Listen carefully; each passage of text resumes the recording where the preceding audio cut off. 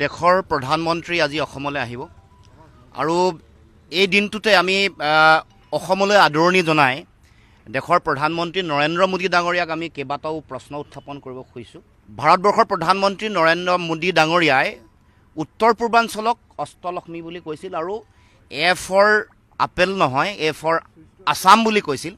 কিন্তু এইবুলি কোৱাৰ পাছতো তিনিবাৰৰ কাৰণে দেশৰ প্ৰধানমন্ত্ৰী হ'ল, কিন্তু আমাৰ অসমৰ যিবোৰ আশা আকাংক্ষা মৌলিক সমস্যা জাতীয় যিবোৰ প্ৰশ্ন এইবোৰ সমাধান কৰিবৰ কাৰণে দেশৰ প্ৰধানমন্ত্ৰীয়ে কোনো ধৰণৰ ব্যৱস্থা গ্ৰহণ নকৰিলে। আজি অসমলৈ এটা বিশেষ দিনত আহিব খোজা দেশৰ প্ৰধানমন্ত্ৰীক আমি প্ৰশ্ন কৰিব খুজিছোঁ যে অসমত সোমাই থকা বিদেশী কেতিয়া চিনাক্তকৰণ কৰিব, কেতিয়া বহিষ্কৰণ কৰিব। দেশৰ উচ্চতম ন্যায়ালয়ে ভিত্তিবৰ্ষৰ অসম চুক্তিৰ ভিত্তিবৰ্ষৰ ওপৰত নিৰ্দেশনা দি কৈছিল যে ৭১ পিছত অহা যিসকল বিদেশী আছে তেওঁলোকক চিনাক্তকৰণো কৰিব লাগে, তেওঁলোকক বিতাড়ন কৰিব লাগে, বহিষ্কৰণ কৰিব লাগে। এতিয়া দেশৰ প্ৰধানমন্ত্ৰীলৈ আমাৰ প্ৰশ্ন যে এই বিদেশীসকলক কেতিয়া চিনাক্তকৰণ কৰিব আৰু কেতিয়া তেওঁলোকে বহিষ্কৰণ কৰিব। ২০১৪ চনৰ নিৰ্বাচনৰ সময়ত, লোকসভা নিৰ্বাচনৰ সময়ত এটা সমাৱেশত দেশৰ প্ৰধানমন্ত্ৰীয়ে কৈছিল যে ১৬ মে'ৰ পিছত বিদেশী তালি টোপোলা বান্ধি অসমৰ পৰা যাব লাগিব। এতিয়া দেশৰ প্ৰধানমন্ত্ৰীলৈ আমাৰ প্ৰশ্ন যে অসমত থকা বিদেশীয়ে কেতিয়া তালি টোপোলা বান্ধিব। অসম চুক্তিৰ ৬ নম্বৰ দফা কেতিয়া কাৰ্যকৰী কৰিব।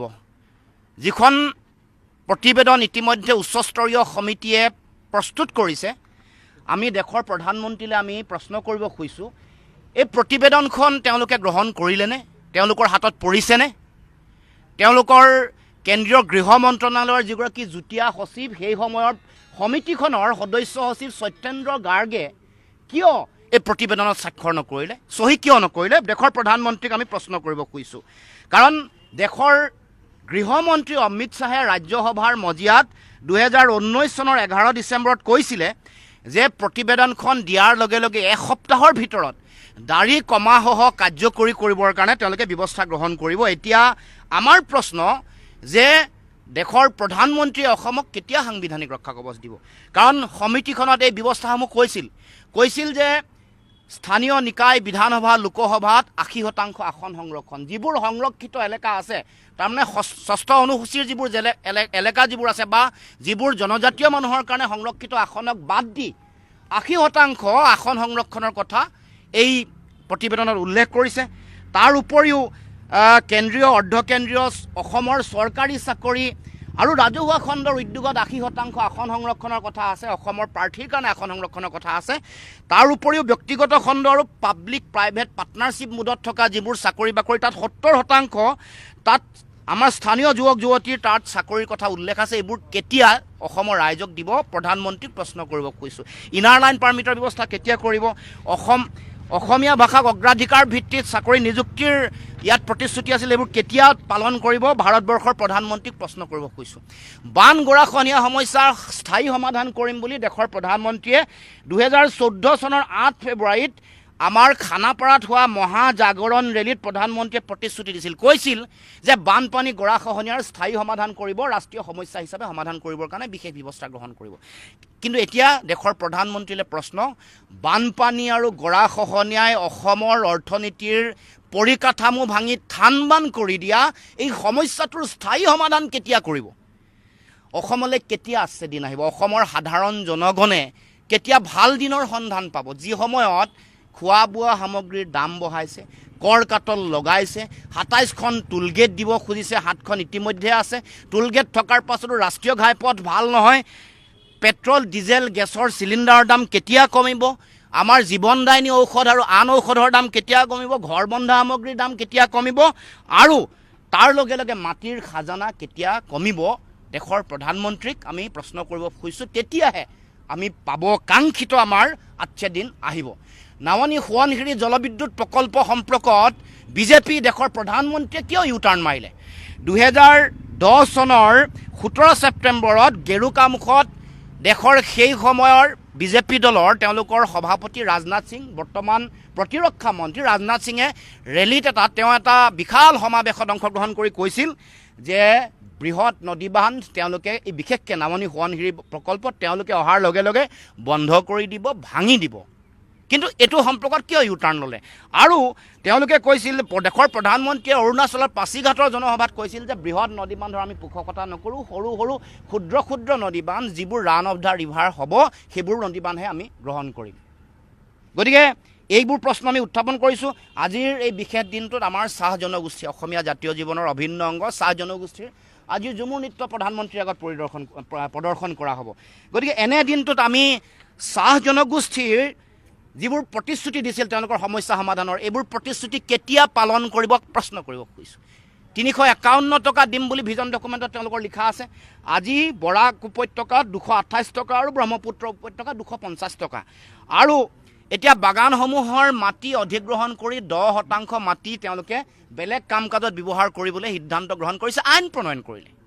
গতিকে বাগানৰ কৃষিভূমি সংকুচিত হ'ল, তাৰ লগে লগে তেওঁলোকৰ বিদ্যালয়সমূহত আজিলৈকে শিক্ষক নিযুক্তি দিয়া নাই, বাগান অঞ্চলৰ মানুহৰ তেওঁলোকৰ মাটিৰ ম্যাদী পট্টা দিয়া নাই, স্বাস্থ্যসেৱা তেওঁলোকে যেনেকৈ প্ৰতিখন বাগানত চিকিৎসক থাকিব লাগে সেই প্ৰতিশ্ৰুতিসমূহ সেই বিষয়সমূহ এই মৌলিক বিষয়সমূহ সমাধান কৰিবৰ কাৰণে দেশৰ প্ৰধানমন্ত্ৰীয়ে কেতিয়া মুখ্যমন্ত্ৰীক ক'ব আৰু সংশ্লিষ্ট কোম্পানীসমূহক কেতিয়া হেঁচা দিব, এই প্ৰশ্নৰ আমাৰ উত্তৰ লাগে। আমাৰ অবৈধ কয়লাৰ চিণ্ডিকেট চলি আছে, কয়লাৰ খননৰ চিণ্ডিকেট চলি আছে।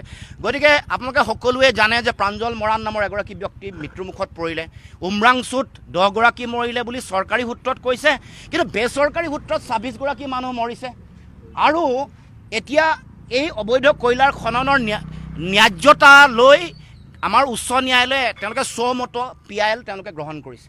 তেনে প্ৰেক্ষাপটত এই কয়লাৰ খনন আৰু চিণ্ডিকেটৰ লগত জড়িতসকলৰ বিৰুদ্ধে কেতিয়া দেশৰ প্ৰধানমন্ত্ৰীয়ে আইনগত ব্যৱস্থা ল'বৰ কাৰণে তেওঁ সিদ্ধান্ত দিব বা নিৰ্দেশনা দিব, সেই প্ৰশ্ন আমি উত্থাপন কৰিব খুজিছোঁ। দুৰ্নীতিমুক্ত অসম কেতিয়া অসমত প্ৰতিষ্ঠা হ'ব, 15 লাখ টকা কেতিয়া একাউণ্টত জমা হ'ব, কৃষকৰ আইন কেতিয়া দুগুণ হ'ব, অসমৰ বিশেষ ৰাজ্যৰ মৰ্যাদা কৰ্তন কৰি দিয়া হ'ল 90:10% আছিলে, এইটো কেতিয়া অসমক ঘূৰাই দিব, এই প্ৰশ্ন আমি উত্থাপন কৰিব খুজিছোঁ। তাৰ উপৰিও আমি অসমত 7খন টোল গেটৰ ঠাইতে 27খন দিব খুজিছে। এই টোল গেট দিয়াৰ পাছতো আমাৰ অসমৰ বাট পথৰ অৱস্থা অতি শোচনীয়। এইসমূহ কেতিয়া ভাল হ'ব? স্মাৰ্ট মিটাৰ অসমত দিছে, কেন্দ্ৰীয় চৰকাৰৰ উদ্যোগ মন্ত্ৰণালয়ৰ ফালৰ পৰা নিৰ্দেশনা জাৰি কৰা হৈছিল যে স্মাৰ্ট মিটাৰ কেৱল মাত্ৰ বাণিজ্যিক প্ৰতিষ্ঠানসমূহত পৰ্যায়ক্ৰমে অৰ্থনৈতিক অৱস্থা চাইহে এইবোৰ দিয়া হ'ব। কিন্তু অসমৰ সৰ্বসাধাৰণ ৰাইজক জাপি দিয়া 23 লাখ স্মাৰ্ট মিটাৰ কেতিয়া উঠাই দিয়া হ'ব? কেন্দ্ৰীয় চৰকাৰৰ নিৰ্দেশনা উলংঘা কৰি অসমৰ মুখ্যমন্ত্ৰীয়ে জাপি দিয়া 23 লাখ স্মাৰ্ট মিটাৰ সাধাৰণ জনতাৰ মাধমাৰটো স্মাৰ্ট ডকাইতটো কেতিয়া অসমৰ পৰা উঠাই দিয়া হ'ব, সেই প্ৰশ্ন উত্থাপন কৰিছোঁ। ভাৰতবৰ্ষৰ প্ৰধানমন্ত্ৰীয়ে মাতৃভাষাৰ শিক্ষাৰ কথা কৈ আহিছে। তেওঁ আনকি অভিযান্ত্ৰিক শিক্ষা, চিকিৎসা বিজ্ঞানৰ শিক্ষাও মাতৃভাষাত ল'ব লাগে, কাৰণ মাতৃভাষাত লোৱা শিক্ষাৰ যিসকল ছাত্ৰ ছাত্ৰী তেওঁলোকৰ গৱেষণা সৃষ্টিশীলতা উচ্চ মানদণ্ডৰ হয় বুলি দেশৰ প্ৰধানমন্ত্ৰীয়ে বিভিন্ন বক্তব্যত আগবঢ়াইছে।